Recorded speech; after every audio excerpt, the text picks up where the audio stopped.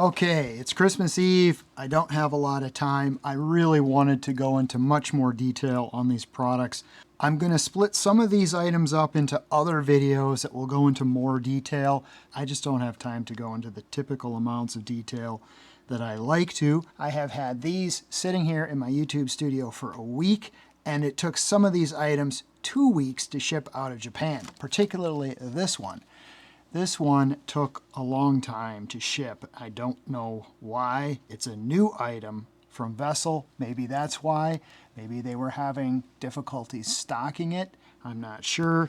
This is also part of the same new series of tools that Vessel has coming out.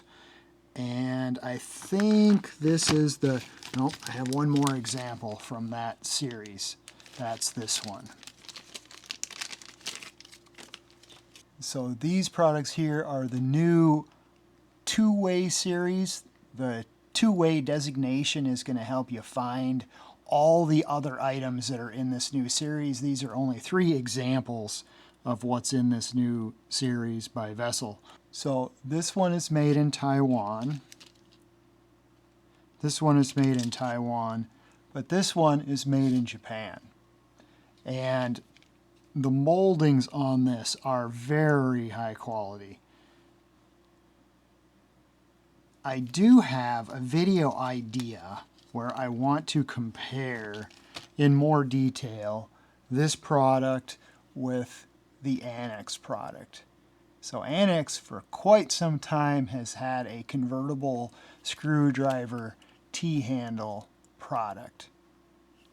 Vessel, I'm not aware of any other specific convertible T-handle product that they have, but I think that's a good subject for a future video, comparing these products with other products like the Philo Smart Handle. There's a lot of differences in the types of blades and bits that each one uses, so I think that's enough for a complete video by itself.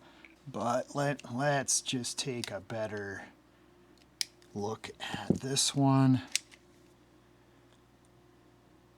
1/4-inch socket that is convertible to a 1/4 hex. This adapter has the 13mm Japanese anvil on it.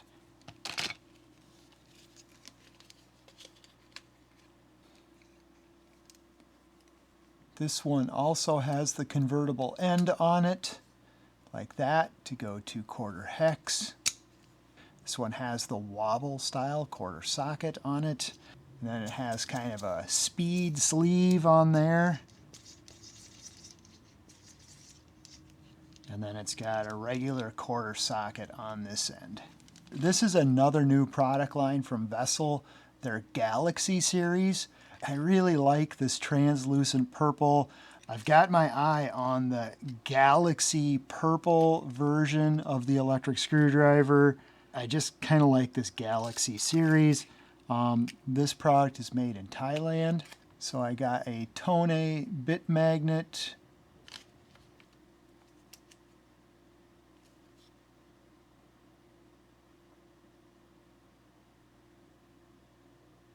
You can see the long flat magnets in there.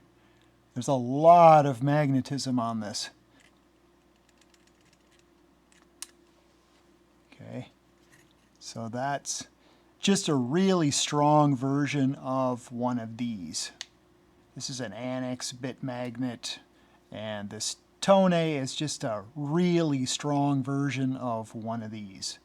I believe this is a new product by Top, and this is a locking bit carrier. So if you're carrying something around and you do not want it to accidentally release and fall out, Top has you covered. They've got this new one with the locking sleeve on it. So eggplant is the color, portable one-touch socket holder, just plug it in, locking mechanism, violet, 500 grams or less. So this says the buttons are on both sides. They're pointing out that these locking BBs are on both sides. And it does not say where it is made. And this is the back of the card, and it doesn't say where it's made there either. All right, these are small files by NT. Same people who make NT cutters like this. The NT cutter product line is pretty well known, but this NT dresser line is probably a little less known, I suspect. So these are files, and I am going to include these into a future video with some unusual Japanese files that I've been able to accumulate. And I think now it's time for a separate video with all of those files. So stay tuned for that video. And then I was on the whole tape measure kick. So this is another example by NiigataSeiki with the step style of graduation that they have. That is a patent by NiigataSeiki. This is just a cheap little tape measure. Got a little loop here. This is the brake. So if you pull it out, it doesn't recoil until you press this. All right, let's look at the NiigataSeiki DMA 1215KD. I'm still collecting more things from Star M. I'm finding out that there's a significant number of their products that don't directly ship from Amazon Japan. These did, but they have a bunch of other products that don't, and I've got more Star M products that I'm going to take a look at. I'm going to include these in a future video showing unique, interesting, and unusual products by Star M. And I'm also still acquiring examples for that video. All right, this one here, this is a Takagi socket rail. I thought they had kind of a neat design with this lock on it. Let's see here. Boy, really got to push it down to lock. That really locks on there.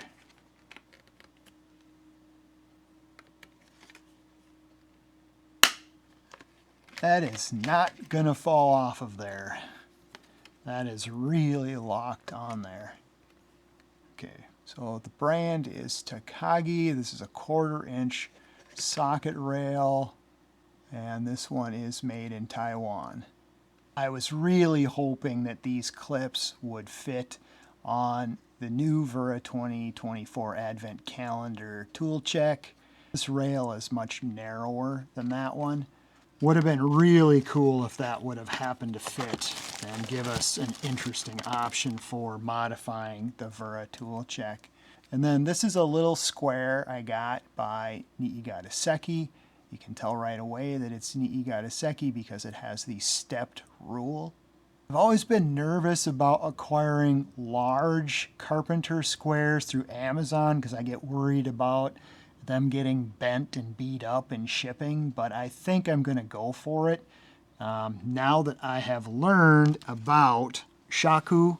Shaku is this scale of measurement. So this is a saw guide. I got a number of recommendations after my Makita saw video. I have had my eye on the amazing array of Japanese saw guides for quite some time, and I decided to finally kind of get into it. Stay tuned for a future video. I'm acquiring the accessory rail that slides in this groove. I'm not ready to test out and demonstrate this yet. I was intrigued by these markings on here. I had heard of the shaku measurement system in the past, but this was really the first product that I ended up purchasing that actually had shaku on it. This is a shaku.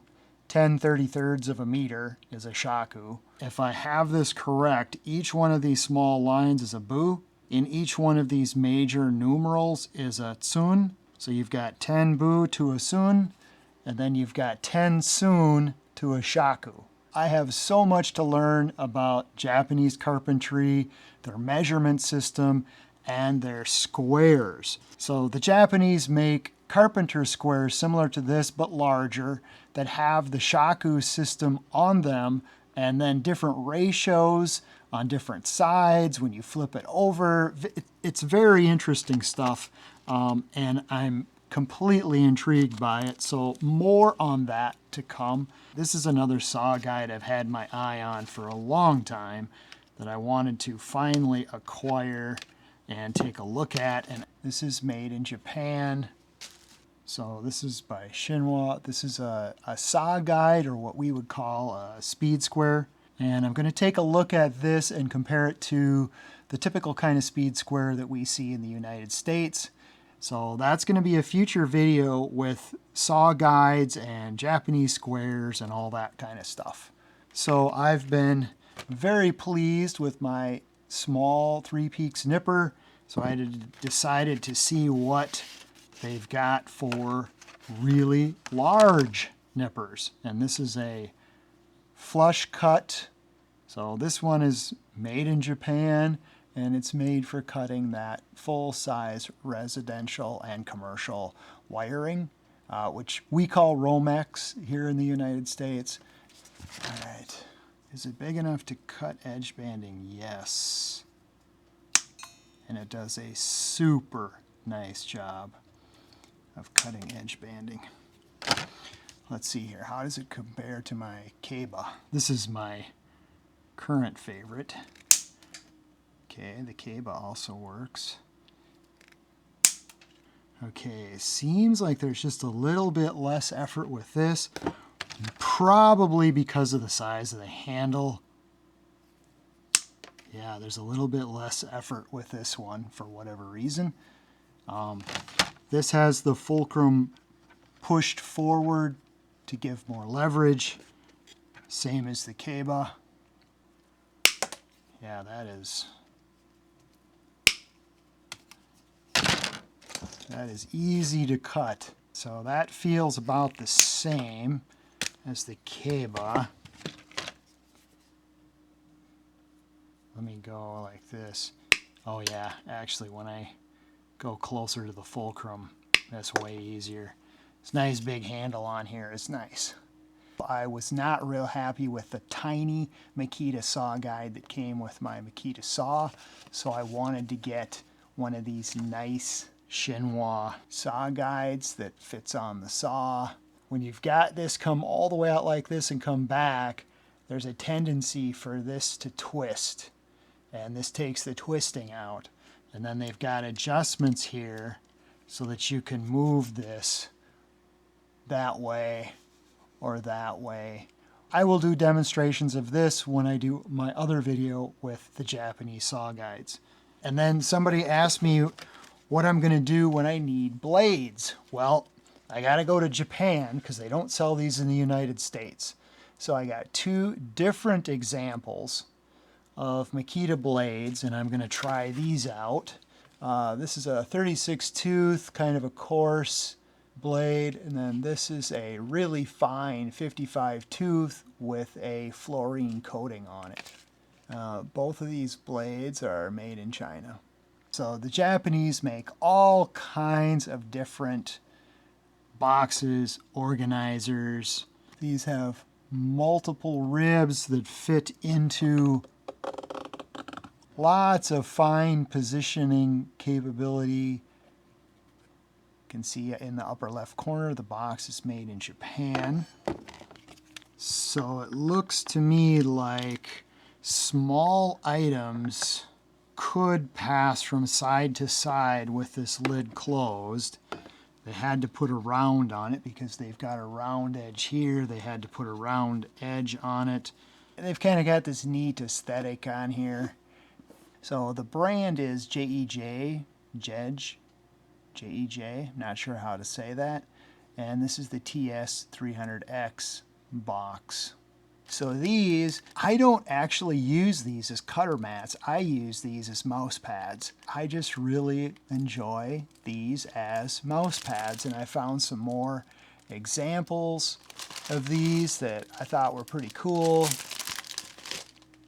So I got a bunch of them. All right, and then I got this Hotset German item from Amazon Japan.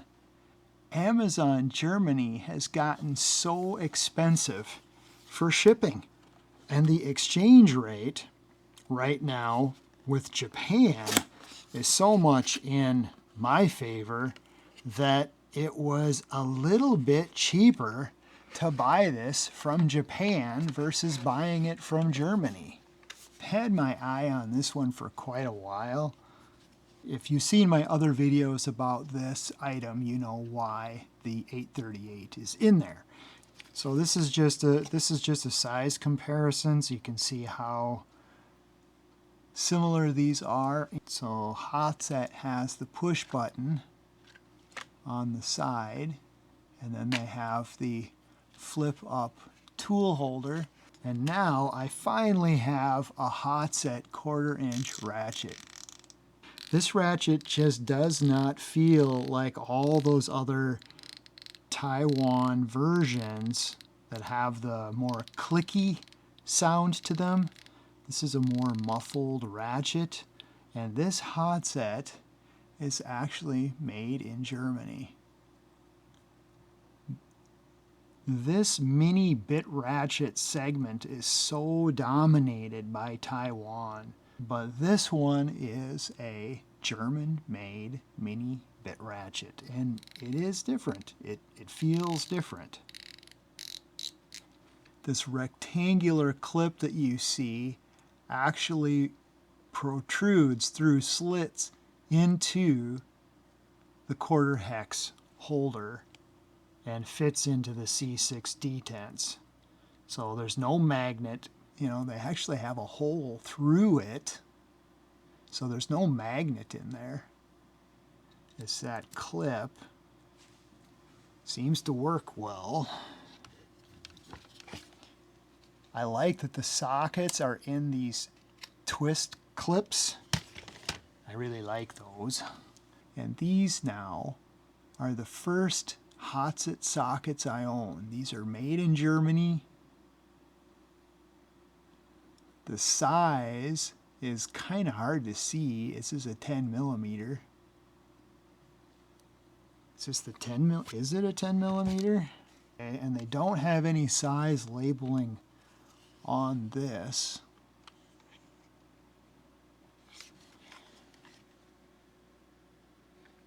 The adapter here is laser etched with the Hotset logo.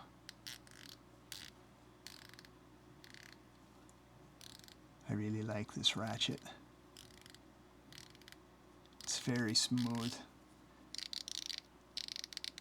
Seems like a significant amount of back drag. The Philo bit ratchet is much less than this, but the Vera bit ratchets, the Taiwanese bit ratchets, those are more back drag than this one.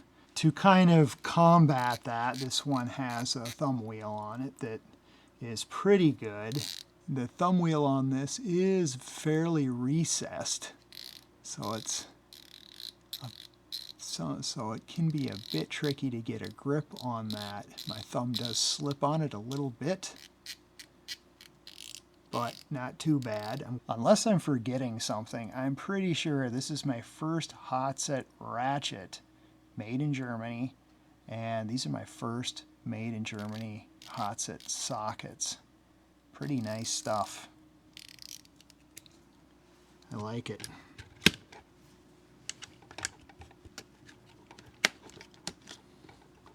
Okay, let's look at this bit holder. You know, this is a decent bit holder. There's a little bit of wobble there.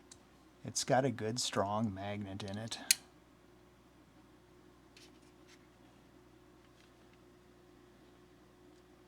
It's a neat little set. I wish that Vera would go back to putting the push buttons on their tool checks. It just kind of makes these products more fun and interesting.